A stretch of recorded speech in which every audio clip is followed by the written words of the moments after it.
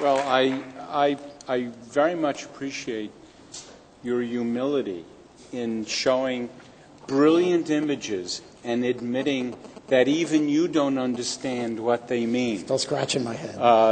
Indicating that there's so much more work to do. While people come to the microphones for some questions, if I can take the prerogative to have the first question, I'm sure this is one you've received many times before. Would you be willing to speculate what transduces the signal from the needle point centrally?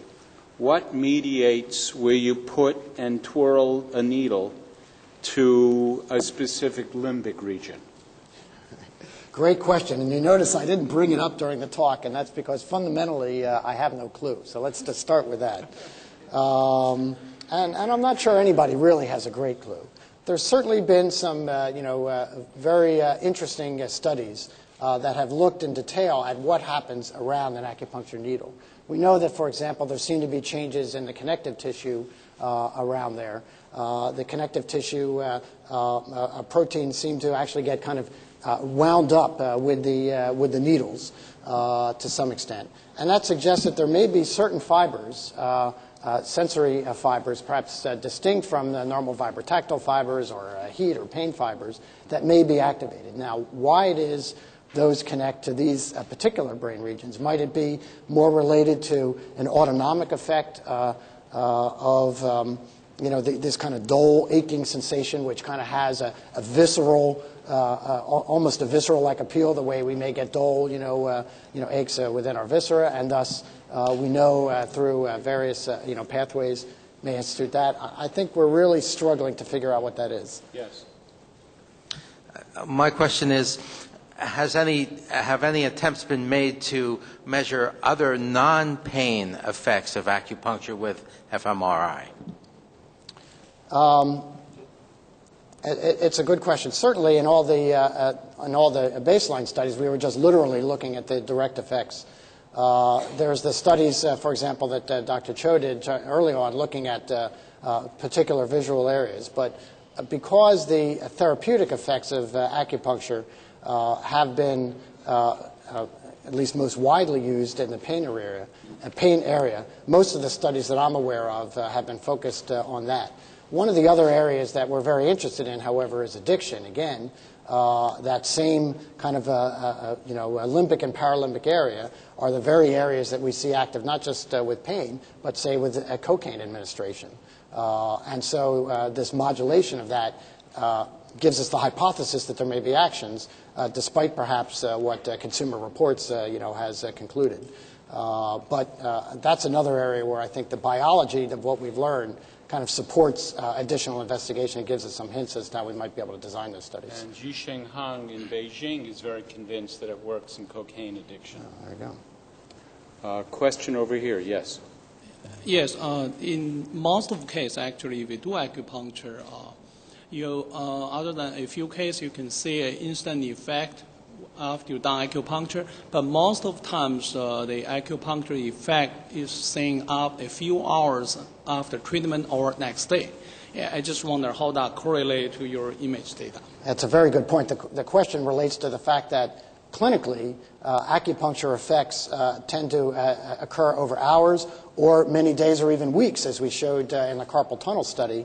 There were a few biological effects after the first 2 weeks of study. Most of them came on later. And so how do these acute effects interact with that? And, of course, again, my answer is we don't know. We do know that these fundamental networks have projections to many parts of the brain, and as Iris has showed, have the ability to seemingly recruit multiple neurotransmitter systems. The question is, what's the mechanism by which those acute changes lead to longer-term plastic changes? It's not really clear. In fact, Kathleen's first ideas around dopamine, rather than, say, focusing on the opioid system, was the fact that the changes in opioids we knew occurred over much longer time frames. And the question was there something that preceded that? And it did indeed seem like these dopaminergic changes may be preceding, and thus the changes in opioid systems seem to occur as a consequence of that. Exactly those pathways also good work for future studies. And a final question over here, and we'll let Dr. Rosen go. It is common knowledge that acupuncture treatment often correlates with season, time of the day, patient constitution. Did you take into account these parameters in your studies? And if you do, how would you do it? The short answer is on these early studies that was not considered an important, I don't want to say it wasn't considered important, it wasn't explicitly taken into account. But I agree, since we know that there's significant diurnal variations in all of these same networks, I think it has to be yet another one of those important control features built into studies. The challenge in all of these is how you design controls for all the potential things that you need to control for. Some will, of course, want you to control for the site of acupuncture. Others may argue that the site doesn't make a difference. You have the diurnal variations. You have expectancy effects, which are extremely important and you need to correct for.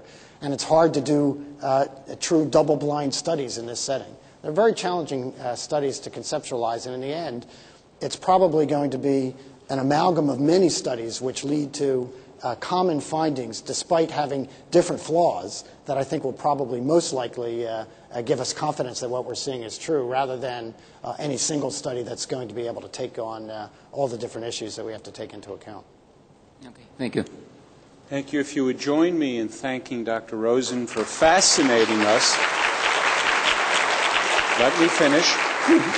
For fascinating us with these great images and challenging us to join with him to try to interpret them and over the coming years translate what they mean actually to this traditional empirically defined healing technique that now seems to mediate nervous system changes beyond our expectation, and certainly involves pathways that were beyond the knowledge of even Eastern physicians at the time they discovered the concept of acupuncture. Thank you. Thank you.